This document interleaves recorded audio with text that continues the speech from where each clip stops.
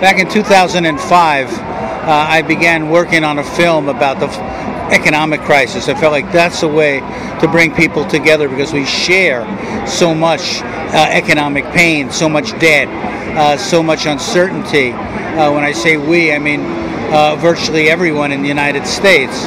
And so I did a film called In Debt We Trust, and it warned of the financial crisis to come, and I was dismissed as a doom and gloomer, an alarmist. I didn't know what I was talking about.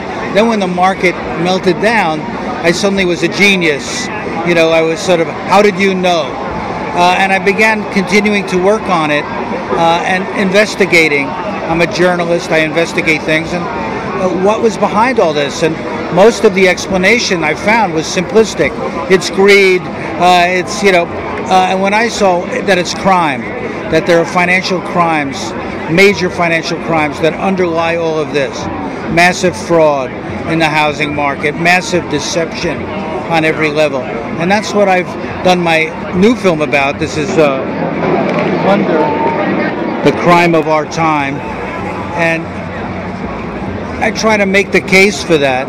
And I've written a companion book called The Crime of Our Time, too.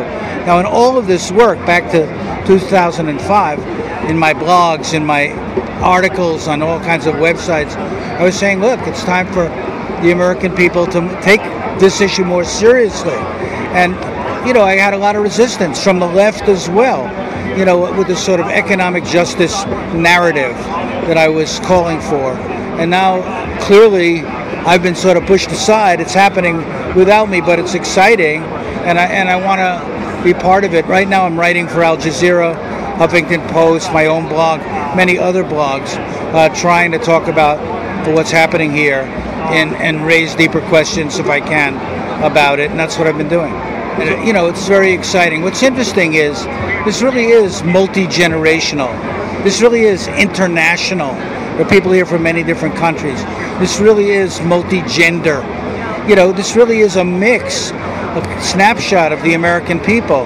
And a lot of these young people who have a direct interest in this issue because they can't find jobs, because they're out of work, because they had to leave college because they couldn't afford it, and all the rest of it. So, you know, people are self-interested, but they're also public interested. And I'm really so impressed with their discipline, with their organizational skills, with their desire to make a difference. And, you know, you got to be impressed by that. All of the media, you know, first they ignored it. Then they started making fun of it, denigrated it, you know. And then gradually they began to respect it. Because as the reporters actually came down here, and with the slightest amount of openness, they couldn't help but be impressed by what they were seeing and doing. And you know, I think that's a positive story. The problem is, of course, what's going to happen as a result of this. Is this going to be a sideshow, sort of a left-wing menagerie in the park, or is it going to have a larger social impact? Now, it's having a larger social impact, but it's not clear where it's going, because a lot of people here are not into electoral politics. They're not into Obama. They're not into change from the top down. They're into change from the bottom up. People politics can have an impact. I mean, look at the Tea Party. Yes, they were financed by billionaires, but yeah, there was a lot of energy there. There were a lot of people who had been convinced that the government was their problem. Now people here are saying, no, it's not the government. It's this economic structure. It's this ruling elite. It's the 1%. They're the 99%. You know, so a deeper analysis has emerged. And I think that once that genie gets out of the bottle, it's hard to put it back in.